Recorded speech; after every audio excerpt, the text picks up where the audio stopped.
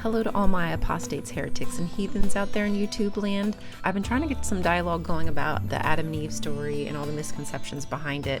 The church uses Eve as a scapegoat, and so many people have believed it, and there's so many videos on it.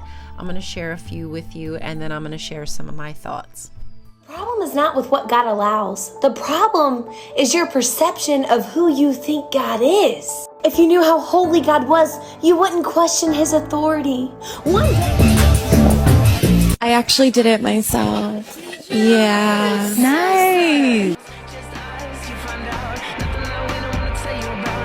Oh, Lord, this is ridiculous. Like, when I get to heaven, I'm gonna have a word with Eve because, like, does she know what she has done? Like, does she know that I am sitting here having to wear clothes because of her? And when I have a child, I'm gonna feel pain because of her? Like, this is ridiculous.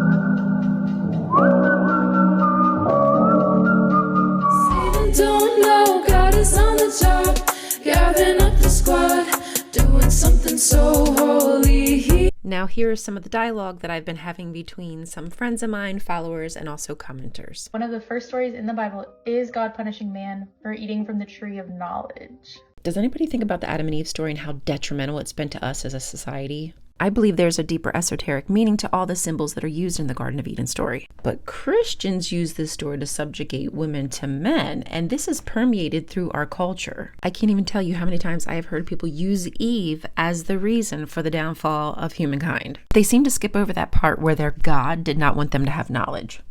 Then church fathers use Eve as the scapegoat. Saint Justin the Martyr says, Eve, who was a virgin and undefiled, having conceived the world of the serpent, brought forth disobedience and death. What does Saint Epiphanos say? In very truth, women are a feeble race, untrustworthy, and of mediocre intelligence. What about 1 Timothy in the New Testament? A woman should learn in quietness and full submission. I do not permit a woman to teach or to assume authority over a man. She must be quiet. For Adam was formed first, then Eve, and Adam was not the one deceived, it was the woman who was deceived and became a sinner. But women will be saved through childbearing. And you know what's wild? You don't find any of this rhetoric in the Hebrew Bible.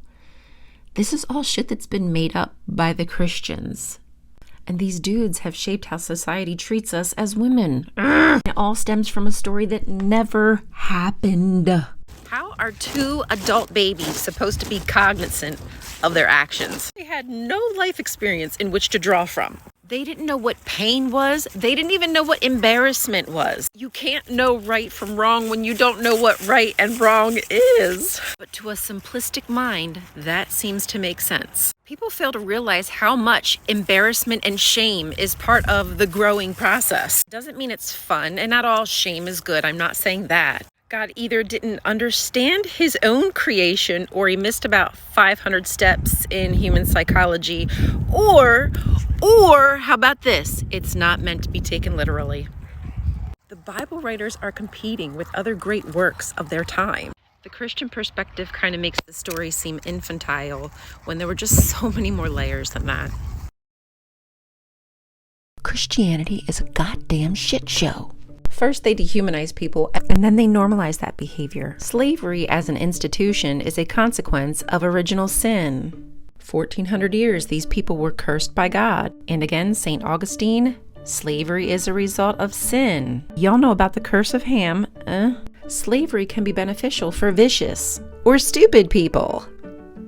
Once you dehumanize somebody, you can do anything to them. For instance, look at how the Quran treats women and how they subsequently treat them in their society. Obviously, it's not everyone, because not all Christians treat women the same way either. The better part of them all subscribe to that rhetoric. And at the heart of most of these issues are these same stories, like the curse of Ham or the Garden of Eden. Eve is the cause of original sin, and original sin is why we need slavery. The patriarchy disliked Eve because her desire was for knowledge. Adam's desire was for a mate. Think about that. What are some other fictional works that you can think of that have changed the course of history? Let me know in the comments. I'll talk to you soon. Thanks for watching. Please like and subscribe. Please. Please.